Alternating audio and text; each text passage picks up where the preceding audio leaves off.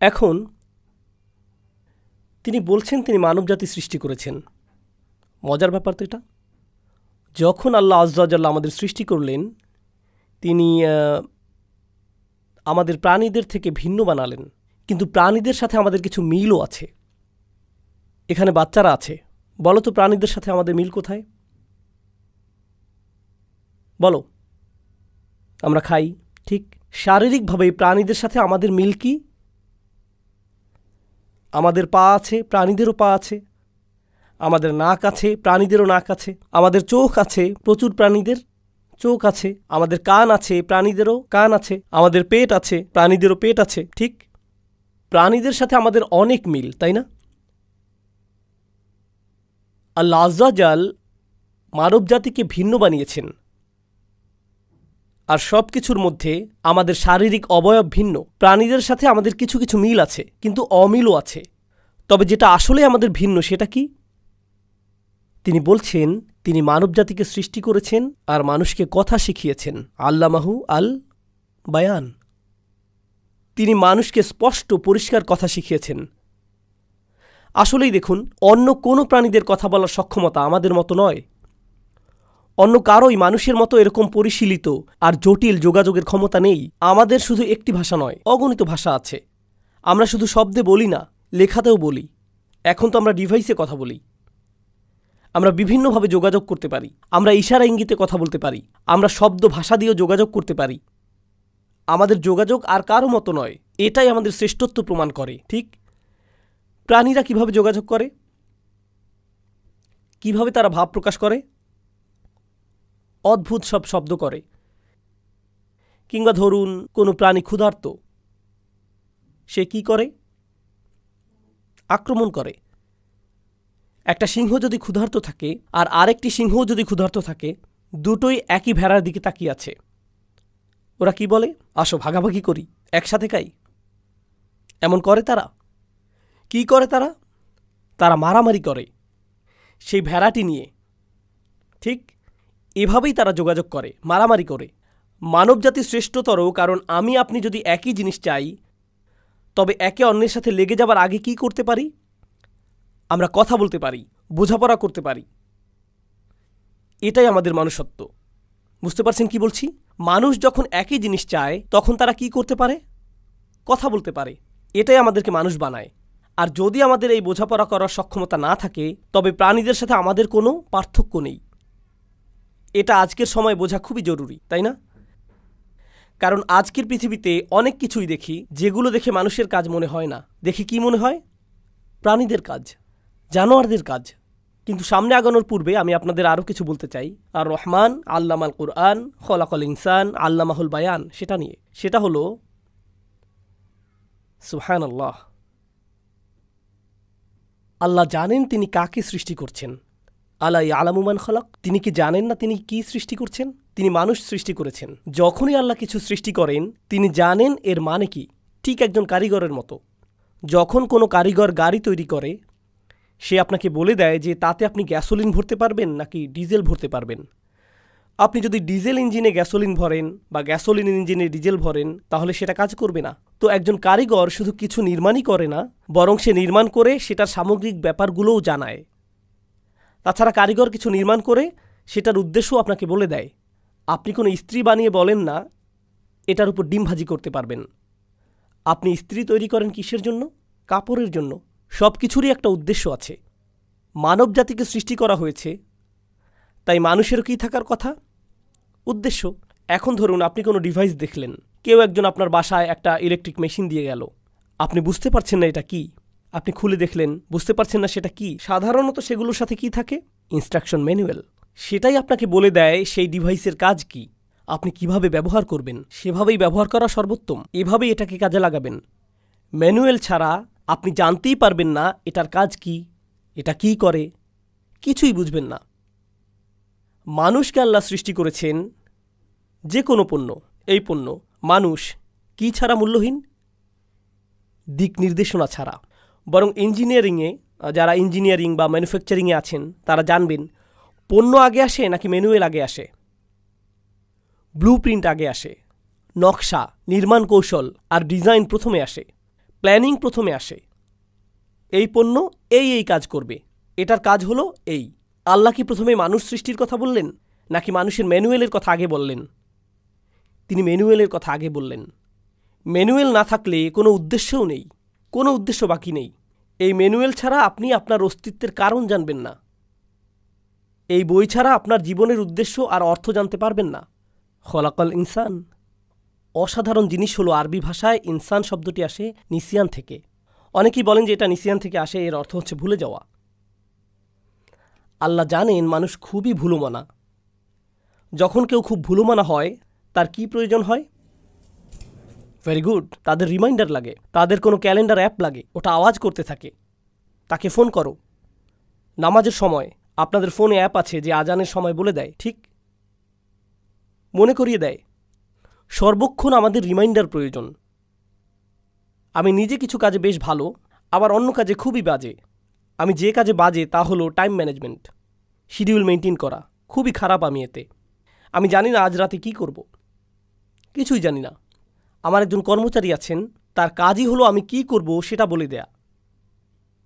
সে এটাই করে। উস্তাদ, 8টায় আপনার মিটিং আছে, আপনাকে 10টায় ওখানে যেতে হবে, এখানে এই সময় আসতে হবে। আর সে জানেও আমি ভুলে যাব, তাই যদিও সকালে বলবে আমি তো ভুলেই যাব, তাই আধ ঘন্টা আগে সে SMS পাঠাবে, 30 মিনিট পর আপনাকে এটা করতে হবে। তখন আমি আর না পেরে যেতে বাধ্য হই। আল্লাহ সাক্ষী, আমি পরদিন কি করব তা কখনোই আগের দিন জানি না। এখানে উড়ে আসার আগে আগের রাতে 10টায় আমি SMS পেলাম, ওস্তাদ ব্যাগ রেডি করেছেন, কাল আপনার ফ্লাইট আছে। ইন্নালিল্লাহ, তাহলে আমাকে প্যাকিং শুরু করতে হবে। মানবজাতি কি করে? ভুলে যায়। কেউ যখন খুব ভুলমনা হয় তখন তার কি লাগে? রিমাইন্ডার লাগে, মনে করিয়ে দিতে হয়। আপনাদের আরেকটি উদাহরণ দিই, এটা আমার উদাহরণ ছিল, আপনাদেরকে অন্য আরেকটি দিচ্ছি। মানুষজন কাজ করে, এখানে কারা কারা চাকরি করেন? খুব ভালো, ভালো, মাশাআল্লাহ। তো আপনি সারাদিন অফিসে বসে আছেন, আপনি একটা ইমেল পান আর মনোযোগ চলে যায়। একটি ফোন পান, কি করছিলেন ভুলে যান। কাজ করছেন কাজ করছেন কাজ করছেন, এই রিপোর্ট লিখে তাড়াতাড়ি শেষ করতে হবে। আর এর মাঝেই একটা ফোন কল এলো, বা কেউ চা নিয়ে এসে বলছে, এই আপনি ক্রিকেট ম্যাচটা দেখেছেন? আর আপনিও হ্যাঁ অনেক জোশ ছিল। সব ভুলে গেলেন, মনোযোগ চলে গেল। শেষমেশ যখন কাজে ফিরে ইমেল খুলে দেখেন, আর আপনার একটা ইমেল দেখার কথা ছিল, মাত্র একটা ইমেল খোলার কথা ছিল, কিন্তু ইনবক্সে কি এখন একটা ইমেল না, সেখানে 20টি ইমেল চলে এসেছে। তো আপনি কি করলেন? সবগুলো ইমেল চেক করা শুরু করলেন। আর যখন সবগুলো ইমেল চেক করা হলো, ইনবক্স ছেড়ে আসছেন, আর তখনই কেউ বলল, আমার ইমেল চেক করেছেন? আমি ভুলে গিয়েছি আপনার ইমেল চেক করতে। আবার ফিরে যান। আপনি প্রথমবার সেখানে গিয়েছিলেন মূলত সেই লোকটার ইমেলই চেক করতে, কিন্তু গিয়ে সবারটাই চেক করলেন, তারটা করলেন না। এমনটা হয় কি না? তো মানবজাতি কি করে? তারা ভুলে যায়, মনোযোগ সহজেই চলে যায়। যখন কেউ সহজেই বিক্ষিপ্ত হয়ে যায় আর বারবার হয়, তখন তাদের বারবার বারবার মনে করিয়ে দেয়া লাগে, ঠিক কি না? আল্লাহ আমাদের কোরআন দিয়েছেন, কোরআনে কি পুনরাবৃত্তি আছে? আল্লাহ বারবার বলেছেন, ওয়াযাক্কির বিল কুরআন ওয়াযাক্কির বিল কুরআন মান ইয়াখাফু ইয়াঈদ কাল্লা ইন্নাহা তাযকিরাহ ইন হুয়া ইল্লা যিকরুন ওয়া কুরআনুম মুবিন। কোরআন দিয়ে তাদেরকে রিমাইন্ডার দাও, বারবার স্মরণ করিয়ে দিতে থাকো। খুবই শক্তিশালী স্মরণিকা এটা। আপনি যা জানেন তা আবার বলা, আর তা আপনাকে শুনতে হবে। কারণ কি? আপনি বারবার ভুলে যান। কেউ খুতবা দিচ্ছে, মানুষজন বলছে এই সপ্তাহের খুতবা ছিল সূরাতুল আসর নিয়ে। মানুষজন বলছে, আরে আমি তো সূরা আসর জানি, নতুন কিছু বলুন, নতুন কিছু দেন। না রে ভাই, আপনার কি দরকার? রিমাইন্ডার। আপনার নতুন কিছু দরকার নেই, পুরনো জিনিসই জানেন না আপনি, পুরনোটাই জানেন না। আমার বনু ইসরায়েলের কথা মনে পড়ছে। বনি ইসরায়েলরা আরবের সবচাইতে শিক্ষিত গোষ্ঠী ছিল, ঠিক? তাদেরকে বলা হতো আহবার, আহবার। তাদের মধ্যে লেখালেখির এতই মানুষ ছিল যে তাদের কালির মানুষ বলা হতো। তাদেরকে এমনই বলা হতো। খুবই জ্ঞানী মানুষ ছিল তারা। তারা কি নবীদের কাহিনী জানে? হ্যাঁ, তারা তো আরবদের চাইতে অনেক ভালো জানে। সাহাবীরা মুসা আলাইহিস সালামের কথা হয়তো প্রথমবারই শুনেছে। তারা তো জানেন না মুসা কে, কিছুই জানেন না। কিন্তু কারা মুসা আলাইহিস সালামকে অনেক দিন ধরে চেনে? বনি ইসরাইল। আমাদের কোরআন তো মাত্র 600 পৃষ্ঠার, আর তাদের বাইবেলে 4টি বই আছে শুধু মুসার জীবনী নিয়েই। 1000 পৃষ্ঠা শুধুই মুসার। তারা আমাদের চাইতে অনেক বেশি জানে, তারা অনেক অনেক জানে। যদিও তারা এসব জিনিস অনেক বিকৃত করেছে, কিন্তু তাদের বইতে অনেক বেশি তথ্য জমা আছে। আর কোরআন আসলে 600 পৃষ্ঠা বা তারও কম, আর এতে অনেক বেশি পুনরাবৃত্তি আছে। আপনি যদি একে কমাতে কমাতে শুধু তথ্যগুলো রাখেন, তাহলে খুব কম তথ্যই পাবেন কোরআনে। অনেক বেশি পাবেন রিমাইন্ডার, উপদেশ, কিন্তু অনেক কম তথ্য। এখন চিন্তা করে দেখুন, ইহুদিদের আলেমরা, আহবার, রাবাইরা, তারা কি আদম আলাইহিস সালামের ঘটনা জানে? অবশ্যই। তারা কি জানে ইবলিস কী করেছিল? ইবলিস সিজদা দিতে অস্বীকার করেছিল, তারা গল্পটা জানে। কিন্তু রসুল সাল্লাল্লাহু আলাইহি সাল্লাম যখন আসলেন, তারা তাকে মেনে নিতে অস্বীকার করল, কারণ তিনি আরব। তারা বলল সে নিম্নবর্ণের, আমরা তাকে মেনে নেব না, কারণ সে আরব। তারা কার মতো করেছে? ইবলিস। সে বলেছিল আমি আদমকে মেনে নেব না, কারণ সে কি? নিম্নবর্ণের। ইহুদিদের এমন ঘটনা মনে করিয়ে দেয়া দরকার, যা তারা আগেই জানে, ঠিক কিনা? এই জ্ঞানীগুণীরা হাজার হাজার পৃষ্ঠা জানে, কিন্তু এই মৌলিক ব্যাপার ভুলে গেছে, মৌলিক বাস্তবতা। এমনটা কি মুসলিমদের সাথে হয়? আমি তো বলি হ্যাঁ, সবসময় হয়। আমাদের জন্য এটা খুবই মজাদার। কি মজা? কোরআনে আমাদের এমন আয়াত আছে, ধরুন কাউকে চেনেন, সে তাজউইদ জানে, আর সে খুবই সুন্দর করে তেলাওয়াত করতে পারে। আরেকজন আছে তাফসির জানে, সে যে কোনো মুফাসসিরকে কোট করতে পারে, সে প্রত্যেক আয়াতের সাহাবীদের তাফসির জানে খুবই সুন্দর করে। সেই একই লোক রেস্টুরেন্টে এসে ঢুকল, এক লম্বা লাইন সেখানে। কেউ এসে বলল, আমি কি আপনার সামনে দাঁড়াতে পারি? আমার অ্যাপয়েন্টমেন্টের দেরি হয়ে যাচ্ছে। আর সে নিজের কোরআনে রিভিউ করতে শুরু করলো, ওয়ায়ুসিরুনা আলা আনফুসিহিম ওয়ালাউ কানা বিহিম খাসাসা। আর তারা নিজেদের অভাব থাকা সত্ত্বেও নিজেদের উপর অন্যদেরকে অগ্রাধিকার দেয়।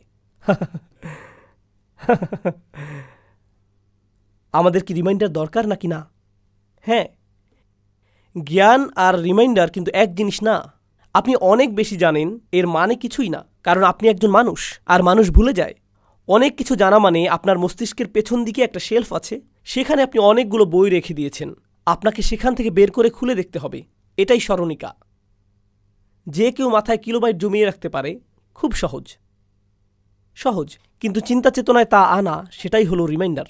এজন্যই আল্লাহ বলছেন তিনি কোরআন শিখিয়েছেন মানব জাতিকে। এখন আল্লামাহুল বায়ান নিয়ে কিছু কথা, খুব অসাধারণ।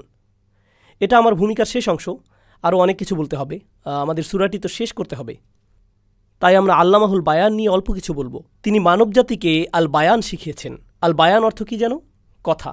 আপনাদের বলি, আল কালাম আছে, সেটার অর্থও কথা। আল হাদিস শব্দের অর্থ আরবিতে কথা। আল্লামাহুল লিসান, জিব্বা, সেটার মানেও কথা। আল লুগা মানেও কথা। কথার জন্য অনেক শব্দই আছে। তাহলে কেন তিনি ব্যবহার করলেন আল বায়ান? কেন সেটা করলেন? সেটার একটা গুরুত্বপূর্ণ কারণ আছে। বায়ান আসে বানা ইয়াবিনু শব্দমূল থেকে, বায়ানান। আর বানা মানে দুটো জিনিসকে আলাদা করা। আপনাদের বলি সেটার তাৎপর্য কি।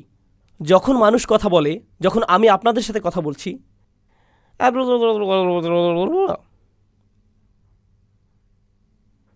আমি কি বলেছি আপনারা তো স্পষ্টই বুঝেছেন, তাই না? কেন নয়? কারণ আমি সমস্ত শব্দ নিয়ে কি করেছি? সব ভর্তা করে ফেলেছি। এখন আমার কথা আর স্পষ্ট না। আপনাকে স্পষ্ট কথা শুনতে হলে কি করতে হবে? আলাদা করতে হবে। প্রত্যেক শব্দ স্পষ্ট হতে হবে, তখনই কথা স্পষ্ট হবে। আমার কিছু বন্ধু আছে গায়ানার। আপনারা জানেন গায়ানা কোথায়? গাইনিজ লোক অসাধারণ। তারা মনে করে যে ইংরেজিতে কথা বলছে। তারা কিছু একটা বলে, মনে করে সেটাই ইংরেজি, কিন্তু সেটা গাইনিজ। তো আমার একজন গাইনিজ বন্ধু আছে, সে আমার সাথে ইংরেজিতেই কথা বলে, কিন্তু যখন নিজের গাইনিজ বন্ধুদের সাথে কথা বলে তখন গাইনিজ ইংলিশে বলে। তো একদিন আমরা একসাথে আছি, এমন সময় সে তার গাইনিজ বন্ধুদের সাথে কথা বলছিল। আবি গাথি লাডা। কি বললে তুমি? আমি তো ইংরেজিতেই বলেছি। বললাম আবার বলো, আবি গাথি লাডা। আবি গাথে লাডা আবার কি জিনিস? সে বলল, ওই যে গাড়িটা ওখানে, আবি গাথে লাডা। বললাম আমাকে ব্যাখ্যা করে বলো এর মানে কি। সে যেটা বলেছিল তা হলো, I have been something like that too. কিসের জন্য? বি হচ্ছে I have been, আগে থেকে। আবি, গা, got, I have been got. টি, টি অর্থ থিং, মানে আ থিং, জিনিসটা টি হয়ে গেল। আঠি, আবি গাঠি। লা, লা মানে লাইক, ডা মানে হলো দ্যাট। আবি গাঠি লাডা। অন্যজন বলছে মিঠু।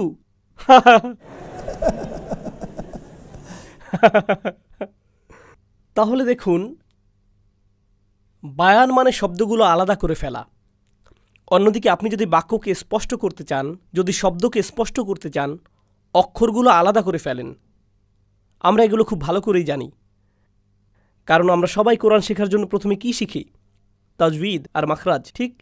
তার মানে আপনি আন্তুতিয়া কুল্লা হারফিন হাক্কাহ, ঠিক? আপনি প্রত্যেক অক্ষরকে তার অধিকার দেন। আপনি দেশি তারাবি পড়েন না, তাই না? দৌড়ের প্রতিযোগিতা, সেখানে শুধুমাত্র শোনা যায় ইয়া আলামুন অথবা তা আলামুন। ইয়া আলামুন, আল্লাহু আকবার। পরের রাকাত তা আলামুন, আল্লাহু আকবার।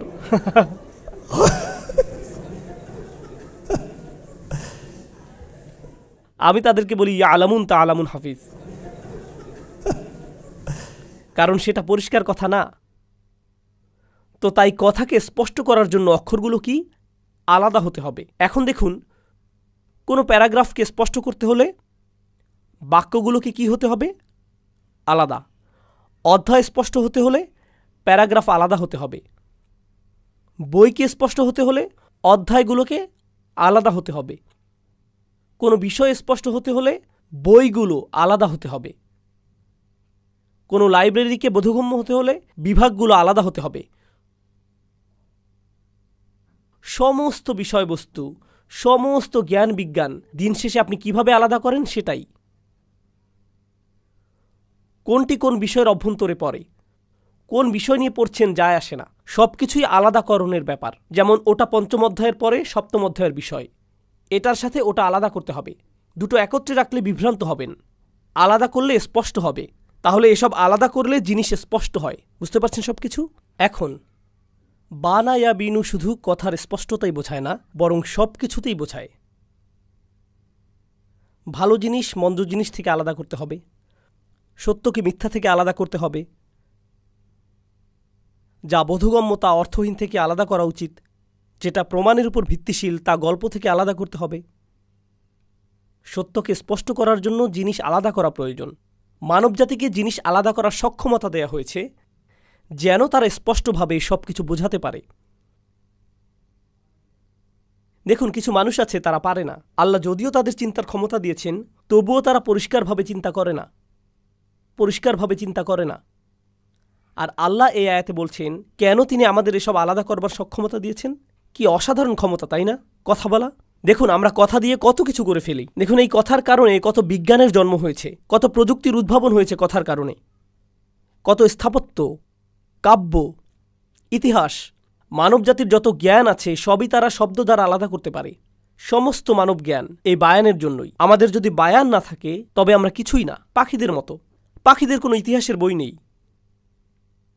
আর আল্লাহ আমাদের শরীর এমনভাবে সৃষ্টি করেছেন যে আমরা আমাদের কথা রেকর্ড করতে পারি। যদি আল্লাহ আমাদের পাখির মতো শরীর দিতেন, কাঠবিড়ালির মতো শরীর দিতেন, তাহলে আমাদের এত জ্ঞান তা আমরা কি করতে পারতাম না? প্রকাশ করতে পারতাম না, লিখতে পারতাম না। আমাদের জিহ্বা এখন যেভাবে কাজ করে সেভাবে করতো না। আপনার মাথায় থাকতো, তবে আপনি বলতে পারতেন না। আল্লামাহুল বায়ান। কিন্তু এই সব কিছুর শেষে 4টি আয়াত, আর রহমান, আল্লামাল কুরআন, খলাকাল ইনসান এবং আল্লামাহুল বায়ান। এই 4টি আয়াত বুঝুন। আর রহমান, আল্লাহর সবচাইতে অসীম ভালোবাসা আর দয়া। তার সবচাইতে বড় দয়া কি? তিনি কোরআন শিখিয়েছেন। কাকে তিনি কোরআন শিখিয়েছেন? সেই মানুষকে যার ব্যাপারে তিনি জানেন যে তাকে বারবার বলতে হবে। তাই তিনি তাকে এমন কোরআন দিলেন যা পুনরাবৃত্তিতে ভরা। এরপর আল্লাহ বলছেন তিনি মানুষকে কথা শিখিয়েছেন, আলাদা করার সক্ষমতা। তাকে এই সক্ষমতা দিয়েছেন কারণ একদিন তিনি মানবজাতিকে এমন জিনিস দেবেন যা সত্য থেকে মিথ্যাকে চিরতরে আলাদা করে দেবে, হেদায়েত থেকে পথভ্রষ্টতাকে আলাদা করবে, স্পষ্টতা থেকে অস্পষ্টতাকে। তিনি শেষমেশ মানুষকে কোরআন পাঠাবেন। যদি তার বায়ান না থাকে সে কোরআনের মর্ম বুঝবে না। যেন আল্লাহ বলছেন যে এই যে আপনারা কথা বলতে পারেন, মানব জাতি যে কথা বলতে পারে তাদের এই সক্ষমতা দেয়াই হয়েছে যেন একদিন তারা আল্লাহর কালাম উপলব্ধি করতে পারে। তাছাড়া দেখুন, সবচাইতে বড় আলাদাকরণ হলো আল্লাহর কথা থেকে মানুষের কথাকে পৃথক করা। তারা জানবে যে এই দুইটি জিনিস এক নয়, তারা এই দুটোর মধ্যে পার্থক্য করতে পারবে। সব কিছু এই 4 আয়াতের মাঝেই চলে আসছে, সব কিছু মিলে যাচ্ছে। এজন্যই আমাদের কথা শেখানো হয়েছে। কথা নিয়ে আর একটা কথা বলেই আমরা সামনে আগাবো, এরপর মজা শুরু হবে। তখনই মজা শুরু হবে। আপনারা যদি ডিসপ্লেতে আমার দেয়া সেই ছবিটা দেন ইনশাআল্লাহ, তাহলে খুব ভালো হয়। এটা হচ্ছে আল বায়ানের জন্য আমার দেয়া ছবি। কোন কথা? আল্লাহ কি বলেছেন তিনি আরবি শিখিয়েছেন, নাকি তিনি বলেছেন তিনি কথা শিখিয়েছেন? কথার মধ্যে কি থাকে? চাইনিজ ভাষাও, ফিলিপিনো, বাহাসা, সোমালি, পাঞ্জাবি, গাইনিজ, বাংলা, ম্যান্ডারিন, সব কিছুই কে শিখিয়েছেন? আল্লাহ শিখিয়েছেন। কে কোরআন শিখিয়েছেন? আল্লাহ কোরআন শিখিয়েছেন। কে কথা শিখিয়েছেন? আমরা কোরআনকে সম্মান করি কারণ আল্লাহ শিখিয়েছেন। তেমনি আমাদের সমস্ত কথা, সমস্ত ভাষাও সম্মান করতে হবে কারণ আল্লাহ শিখিয়েছেন, তাই না? কেউ কেউ বলে আরবি হচ্ছে সর্বশ্রেষ্ঠ ভাষা। আমি মানি, কিন্তু তারা যেভাবে বলে তা হলো আরবি শ্রেষ্ঠ, বাকি সব ফালতু ভাষা। আমি একটি খুতবা শুনছিলাম, আরব দেশের কোথাও হচ্ছিল। يا أيها المسلمون انتبهوا لا تتعلموا لغة الكفار فإنها لغة جورج بوش، تعلموا العربية فإنها من دينكم وأقيموا الصلاة।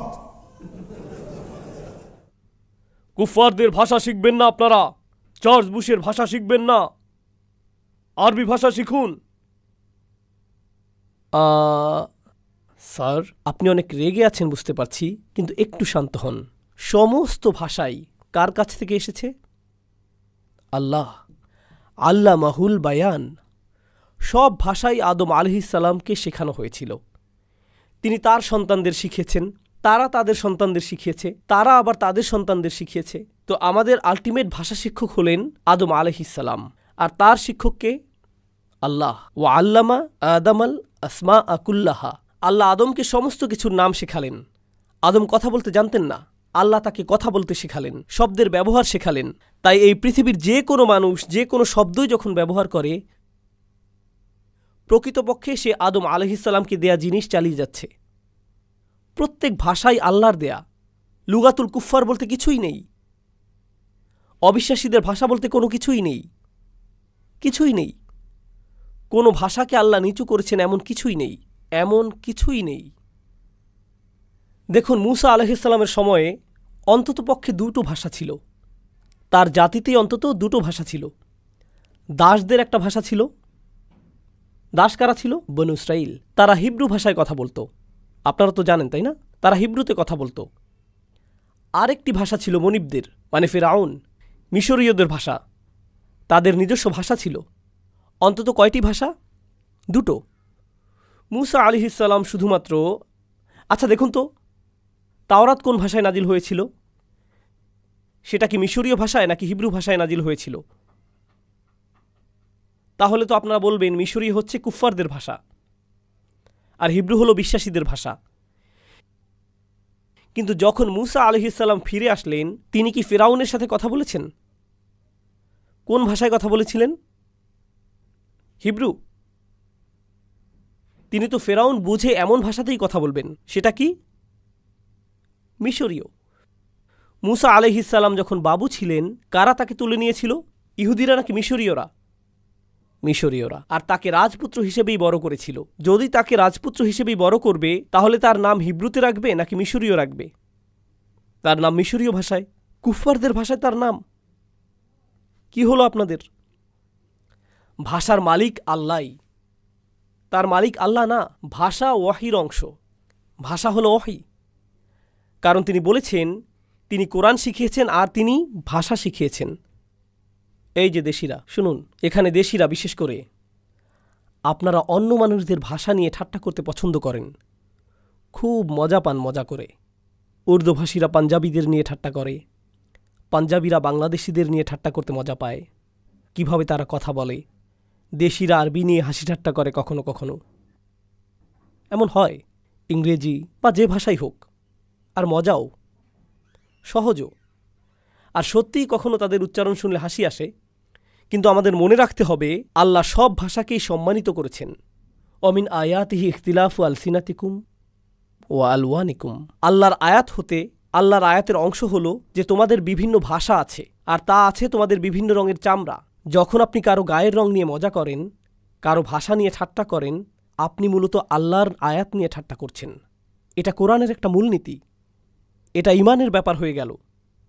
এটা ঈমানের ব্যাপার। যখন আপনি কারো গায়ের রঙকে তুচ্ছতাচ্ছিল্য করেন, এখানে কারা কারা এখনও বিয়ে করেননি? এখানের কোন কোন যুবক এখনও বিয়ে করেননি? ইন্না লিল্লাহি ওয়া ইন্না ইলাইহি রাজিউন। যখন আপনার মা পাত্রী খুঁজতে যাবেন আর বলবে ইয়ে বাড়ি কালি হ্যায়, মেয়েটা বেশি কালো, যখন তিনি এমন বলবেন, তাকে মনে করিয়ে দেবেন আপনার মা আপনাকে মার দিতে পারে, তবে সমস্যা নেই। তাকে মনে করাবেন আমরা কারো গায়ের রঙকে ছোট মনে করি না, মুসলিমরা এমন করে না। এটা জাহিলিয়াতের সময় হতো, আমরা এখন মুসলিম, আমরা এমন করি না। বুঝতে পারছেন আমি কি বলছি? এভাবেই আল্লাহ মানুষকে সম্মানিত করেছেন। এটাই আল্লামাহুল বায়ান।